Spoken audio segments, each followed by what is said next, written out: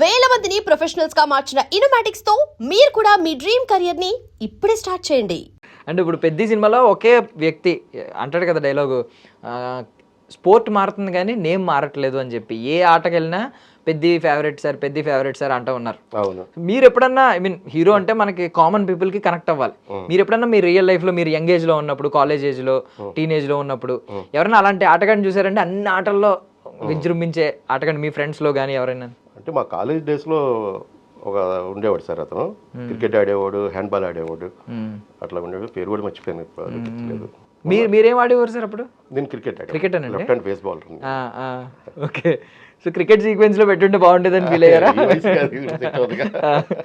ఏమనిపించింది అంటే ఈ షాట్ ఒకటి ఉంది మనం చూసినప్పుడు, ఫస్ట్ చూసినప్పుడు బ్యాట్ పట్టుకుని వచ్చే విధానం ఒకటి ఉంది, బ్యాట్ తీసుకోవడం చాలా స్టైలిష్ గా తీసుకున్నారు. ఈవెన్ ఇప్పుడైతే మొత్తం ఇలా ఉల్టా తిరిగి కొడుతున్నారు, కొత్త షాట్ ఏదో కనిపెట్టారేమో. మీకు ఏమనిపించింది ఆ షార్ట్స్ చూసిన తర్వాత? క్రికెట్ అభిమానించే వ్యక్తిగా సినిమా క్రికెట్ వేరు, ఒరిజినల్ క్రికెట్ వేరు. ఆడియన్స్ సెట్లోంచి లేసి క్రాప్స్ కొట్టాలంటే ఇంకా అలాంటి జిమ్ ప్లే ఉంటాయి కానీ చెయ్యాలి కదా. ఓకే. అండ్ ఎలాగో జాన్వీ కపూర్ గారి గురించి కూడా ఒకటి వైరల్ అవుతుందండి. అంటే ఆవిడ శ్రీదేవి గారి అంశ, శ్రీదేవి గారి కూతురు. నెక్స్ట్ ఆవిడ గురించి కూడా చాలా లో ప్రొఫైల్ మెయింటైన్ చేస్తున్నారు. లైక్ అసిస్టెంట్ డైరెక్టర్ కింద వ్యవహరించింది ఆమె, బుచ్చిబాబు గారు వెంటే తిరిగేది అని చెప్పి అంటూ ఉన్నారు. ఏంటి సార్ అది? దాని ఆవిడ చాలా హార్డ్ వర్క్ అండి ఆవిడది. అంటే నేను మేడం గారితో నాకు సీన్లు ఏం లేవు కానీ ఐటమ్ సాంగ్ చేసాం. ఐటమ్ సాంగ్ చేసినప్పుడు అసలు ఎంత హార్డ్ వర్క్ చేసేవాళ్ళు ఆవిడ. రామ్ చరణ్ గారితో పాటు ఆ స్టెప్స్ మ్యాచ్ చేసేవాళ్ళు. చాలా గ్రాఫ్స్ ఉండేది, ప్లే పట్టుకునేది ఆవిడ. హనీ మాస్టర్ గారి ఫేవరెట్ ఆవిడ.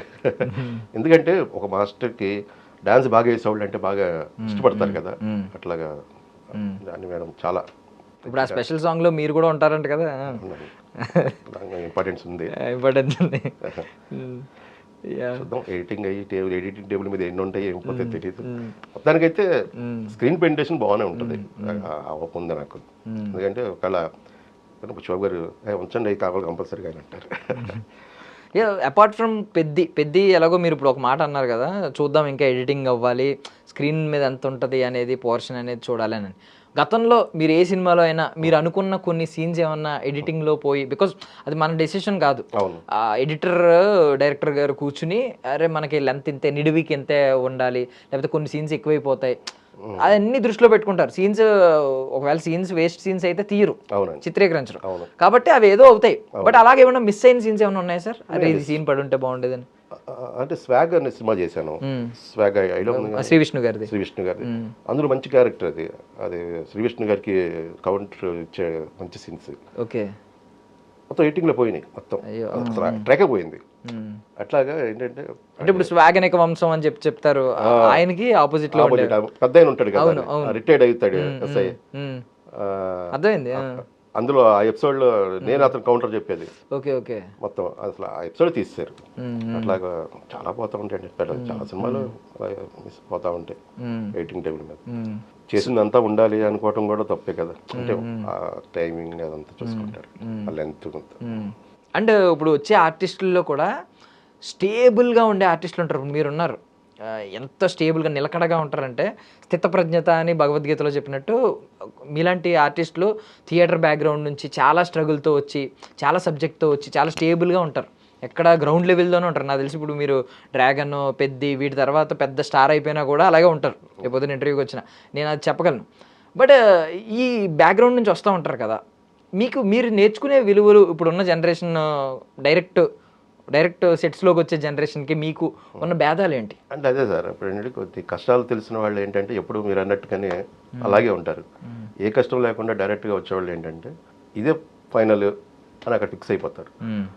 అది అంటే వాళ్ళ తప్పని కూడా అనడానికి లేదు, వాళ్ళు ఉన్న పరిస్థితులను బట్టి అంతే. అంటే సహనం విషయంలో కూడా ఇదే నడుస్తుంది, పేషెన్స్. ఇప్పుడు మీకు ఏంటంటే మీరు స్వాగ్ టైంలో ఇలా ఎడిటింగ్ పోతే తర్వాత ఎక్కడ చెప్పుంటారు నాకు తెలిసి. ఈరోజు నేను అడిగాను, నేను పర్టికులర్ క్వశ్చన్ అడిగితే చెప్పారు. బట్ చాలా మంది ఏంటంటే ఇలా ఎడిటింగ్లో పోయినప్పుడు వాళ్ళే వచ్చి చెప్తా ఉంటారు, అరే నా సీన్ పోయింది, ఇది పోయింది అని ఫ్రస్ట్రేట్ అవుతూ ఉంటారు. అలాంటివి కూడా నేను మీ జనరేషన్ ఎవరైతే ఇలా థియేటర్ బ్యాక్గ్రౌండ్ నుంచి వచ్చి కష్టపడి వచ్చారో వాళ్ళ నుంచి నేను ఎప్పుడూ చూడలేదు సహనం విషయంలో. ఉండదు, ఎందుకంటే వాళ్ళకి తెలుసు. ఇప్పుడు ఆ స్వాగ్ డైరెక్టర్ గారు నన్ను చాలా ఇష్టపడి ఆ వేషానికి పిలిపించుకొని వేషం చేయించుకున్నారు. అది ఎందుకు, కృష్ణమ్మ సినిమా చూశారు సార్, చాలా డిఫరెంట్ యాంగిల్స్లో చేస్తున్నాడు ఈయన, భలే ఉంది పర్ఫార్మెన్స్ అని. తీసేసిన తర్వాత కూడా నాకు కలిసిన తర్వాత చాలా బాధపడ్డారు సార్, లెంత్ వల్ల పోయింది సార్, కానీ నెక్స్ట్ ప్రాజెక్ట్లో మిమ్మల్ని బాగా వాడతాను నేను, ప్రామిస్ చేస్తానని చెప్పారు.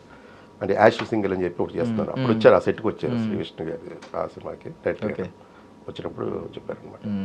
అంటే మొత్తం కృష్ణం సినిమా ఆల్మోస్ట్ మీరు మొత్తం సినిమా నిడివంతా ఉంటారు ఆల్మోస్ట్ మీరు. లాస్ట్ వరకు ఉంటారు. ఆ ఉన్న 4 క్యారెక్టర్లు మేమే కదా, నేను హీరో గారు, మేసాల లక్ష్మణ్, ఇంకో కృష్ణ అని కుర్రాడు, మా నలుగురు మధ్య తిరుగుతూ ఉంటారు. అంటే మీరు ఇప్పుడు చిరంజీవి గారితో చెయ్యాలి అని అనుకుంటున్నారు, అది అవ్వాలని మేము కూడా కోరుకుంటున్నాం. Thank you very much. And Chiranjeevi గారిలా వచ్చిన కొంతమంది, అంటే ఇప్పుడు నెక్స్ట్ రవితేజ గారు వచ్చారు, ఆయన కూడా అంతే ఎన్నో అవమానాలు ఎదుర్కొని ఎక్కడి నుంచో వచ్చి ఒక జీరో స్థాయి నుంచి ఈరోజు ఒక విత్తనంలా వచ్చి ఇప్పుడు మర్రి చెట్టులాగా ఎదిగిన వ్యక్తి ఆయన. ఏ బ్యాక్గ్రౌండ్ లేకుండా ఈవెన్ నాని గారు, ఆయన కూడా ఒక పెద్ద వృక్షంలో మారుతున్న వ్యక్తి. సో వాళ్ళిద్దరితో మీరు నటించారు. నాని గారి విషయానికి వద్దామండి. ఫస్ట్ మీరు భీమిలీ కబడ్డీ జట్టు చేశారా? భీమిలీ కబడ్డీ జట్టులో ఉన్న రెండో సినిమా నాని గారు. అప్పటికే ఆయన న్యాచురల్ స్టార్ నాని గారు, ఒక యాక్టర్ నాని, ఒక బిగినర్ నాని. ఇప్పుడు మీరు టక్ జగదీష్ చేసే టైంకి న్యాచురల్ స్టార్ నాని, ఆయనకు ఒక స్టార్డమ్ వచ్చేసింది. ఏంటి డిఫరెన్స్ ఏం అబ్జర్వ్ చేశారు అప్పుడు నాని గారికి టక్ జగదీష్ నాని గారికి? ఏం లేదండి, నేను అప్పుడు చూసిన నాని గారు ఎలా ఉన్నారో నన్ను టక్ జగదీష్లో చేసినప్పుడు కూడా అలాగే ఉన్నారు. ఆయనలో ఏ మార్పు రాలా. ఒక నటుడిగా మీరు ఏం అబ్జర్వ్ చేశారు క్వాలిటీ? ఇప్పుడు నటుడిగా ఎంత పరిణితి చెందాడు అని ఆలోచిస్తూ ఉంటారు కదా మీరు. అది చూసుంటారు కదా, భీమిలీ కబడ్డీ చూసుంటారు, టక్ జగదీష్ చూసుంటారు, ఆ తర్వాత దానికి ముందు చాలా సినిమాలు చూసుంటారు కదా. ఇప్పుడు ఎవరైనా సరే, ఏ నటుడైనా సరే, స్టార్టింగ్ బిగినింగ్ స్టేజ్ నుంచి ఒక రకంగా ఉంటుంది. అక్కడి నుంచి స్టెప్ బై స్టెప్ అన్ని విషయాల్లోనే చేంజ్ అవుతూనే ఉంటారు. అంటే ఆ ఎక్స్పీరియన్స్ పెరిగే కొలది, ఆ డైలాగ్ మళ్ళీ డిక్షన్ కానీ, ఆ పర్ఫార్మెన్స్ల విషయంలో కానీ అన్నీ ఆటోమేటిక్గా అన్నీ డెవలప్ అవుతూ ఉంటాయి. ఇప్పుడు ఏ యాక్టర్కైనా జరిగిద్ది అది.